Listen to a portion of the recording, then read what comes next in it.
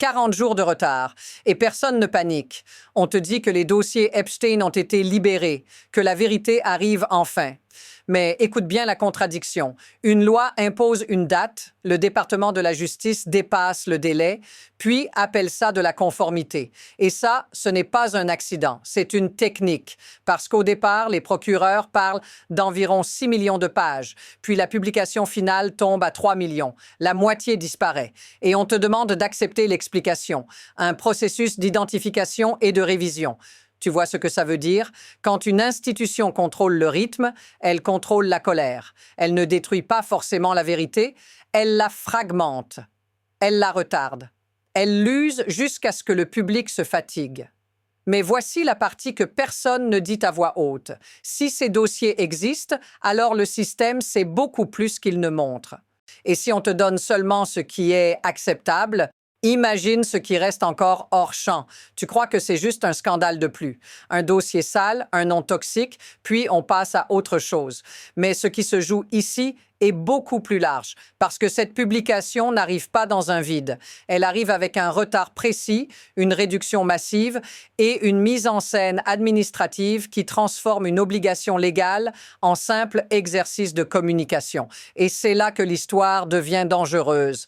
Le département de la justice affirme qu'il a respecté la loi, mais seulement après l'avoir dépassée. Il insiste sur la lettre du texte, pas sur l'esprit, comme si l'objectif n'était pas de révéler, mais de survivre à la révélation. Alors pose-toi la question, si un système peut ralentir une vérité aussi explosive, la filtrer, la réduire de moitié et ensuite te dire « tout est normal », qu'est-ce que ça te dit sur la manière dont il gère le reste? Parce que ce dossier Epstein n'est pas seulement une affaire criminelle, c'est une démonstration de pouvoir. Et maintenant, on va voir exactement comment cette mécanique fonctionne, pièce par pièce. Voici l'affirmation la plus simple et la plus dérangeante. Ce n'est pas une enquête qui s'est arrêtée, c'est une enquête qui a été contenue.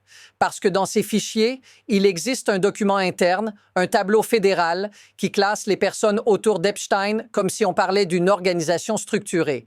Pas un cercle mondain, pas une rumeur. Une architecture, on y voit des catégories comme agents, comptables, personnes autorisées, associés et même des gens avec une connaissance potentielle. Et ça change tout. Parce que si tu es capable de cartographier un réseau comme ça, tu n'es pas en train de deviner. Tu es en train de savoir. Tu es en train d'identifier des rôles, des fonctions, des pièces dans une machine. Mais maintenant, regarde ce qui manque.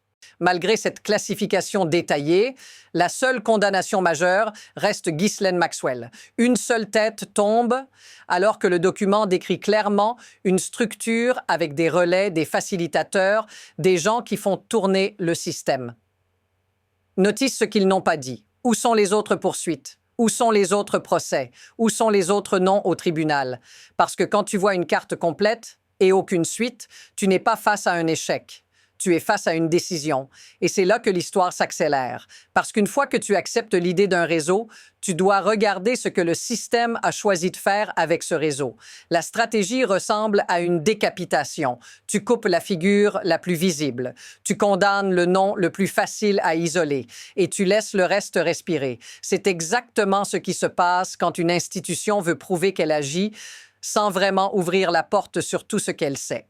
Et ce mécanisme, on l'a déjà vu. Pas dans les détails d'Epstein, mais dans la logique. Un scandale énorme, une cible centrale, une conclusion officielle, puis un silence autour de l'infrastructure. Comme si l'histoire devait se terminer proprement, même si la réalité est sale. Le problème, c'est que ce genre de normalisation est la partie la plus dangereuse, parce que ça transforme l'impensable en procédure, en paperasse, en délai, en rédaction, en processus. Et pendant que tout le monde se bat sur des noms et des rumeurs, le système gagne du temps. Il contrôle la vitesse. Il contrôle le choc. Maintenant, watch how fast this escalate. Parce que les fichiers ne parlent pas seulement de complices invisibles. Ils montrent aussi comment l'élite continuait à traiter Epstein comme un point de contact. Et là, on entre dans la zone la plus explosive. D'accord. Là, on passe au moment où l'histoire devient presque irréelle. Parce que les fichiers ne montrent pas seulement une machine bureaucratique, ils montrent une normalisation sociale, une forme de proximité avec Epstein, même après qu'il soit déjà un délinquant sexuel enregistré.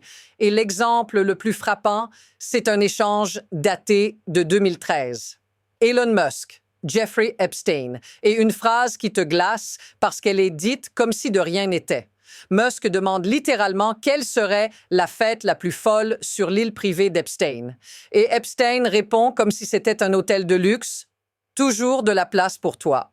Puis il coordonne des dates, une visite potentielle, une organisation presque banale. Et ça, c'est la fracture totale entre les mots et les actes. Parce qu'en public, le monde te dit qu'Epstein est un monstre isolé, un paria, un homme à éviter. Mais en privé, dans ses messages, il est traité comme un connecteur, un passeport social, quelqu'un avec qui on échange des invitations. Et voici la ligne qui change tout. Ce n'est pas seulement un scandale de fréquentation. C'est la preuve que, dans certaines couches de pouvoir, le danger ne casse pas les réseaux. Il les renforce. Et après ça, tu ne peux plus regarder ces relations de la même façon. Et maintenant, tout se resserre. Parce qu'une fois que ces noms apparaissent, tu vois la réaction automatique du système. Nier, ralentir, détourner. D'abord, le département de la justice affirme que la Maison-Blanche n'a rien à voir avec la révision, que les communications avec le président n'ont rien à voir avec le processus et que personne n'a protégé Donald Trump. Mais ensuite, tu as le paradoxe au cœur du dossier. Trump a signé la loi qui impose la publication. Et pourtant, le DOJ dépasse le délai. 40 jours, comme si le geste de transparence était réel, mais que la machine derrière avait d'autres priorités. Puis, tu empiles les développements et tu sens la pression monter. Il y a les tips, les accusations, les pistes mentionnées. Il y a cette idée que le cercle autour de Trump était profondément entremêlé avec Epstein. Et malgré ça, la position reste la même. Aucun autre homme impliqué dans l'abus de milliers de femmes. Aucun autre homme. Vraiment? Et c'est là que tu sens la perte de contrôle. Parce que plus on lit, plus cette phrase ressemble à une couverture, pas à une conclusion. Alors la question devient simple. Qu'est-ce qui se passe si ça continue? Parce qu'à ce stade, ce n'est plus seulement une histoire de milliardaires, de politiciens ou de dossiers secrets. C'est une histoire sur toi, sur ce que tu peux croire et sur ce que tu n'as jamais la permission de voir en entier. Quand un système peut retarder une publication, réduire des millions de pages et te dire ensuite que tout est normal, ça veut dire une chose. La vérité n'arrive pas quand elle est prête. Elle arrive quand elle est gérable. Et ça se répercute dans la vraie vie. Parce que pendant que les élites jouent avec des îles, des invitations, des réseaux, les gens ordinaires vivent dans un monde où la justice est immédiate, mais seulement pour certains. Où une erreur te coûte tout, mais où d'autres peuvent disparaître derrière des procédures, des délais et des phrases parfaitement calibrées. Et le plus violent, c'est ce sentiment d'impuissance. Comme si tu regardais un film où tu connais déjà la fin. Une personne tombe et le reste reste intact. Si ça te semble familier, dis-le en commentaire, parce que beaucoup de gens ressentent la même chose, sans pouvoir l'expliquer clairement. Et maintenant, on arrive au vrai cœur du problème. Ce n'est pas juste une affaire, c'est un mécanisme. Et une fois que tu comprends ce mécanisme, tu comprends pourquoi il se répète. Voilà le piège. Et il est incroyablement efficace. Le système ne gagne pas en te mentant frontalement. Il gagne en te donnant juste assez. Juste assez pour que tu parles. Juste assez pour que tu te fatigues. Juste assez pour que tout devienne une guerre de clans au lieu d'une recherche de vérité. C'est ce que le dossier décrit comme une publication au compte-gouttes. Un drip, pas une explosion totale, mais une fuite contrôlée.